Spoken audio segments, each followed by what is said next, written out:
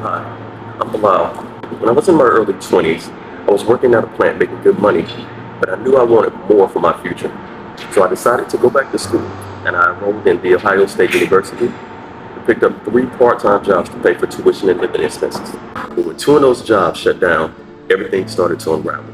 Suddenly, I couldn't keep up with rent or tuition. Before I knew it, I was evicted. I packed what I could into a box and I put everything into my car. That's where I lived for the next 6 months.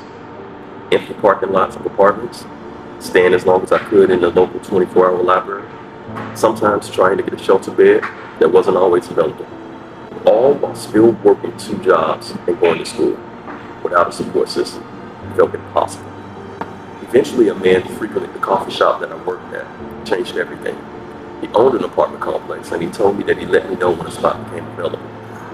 Months later, he called, and not only did he give me an apartment, but he also gave me grace. He waived my deposit, he gave me flexible payment options, and he let me help around the apartment complex. The support he gave me stability, a friendship that continues to this day.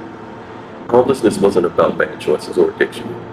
It was about a domino effect, losing jobs, losing housing, and then losing stability. Nobody wants to be homeless.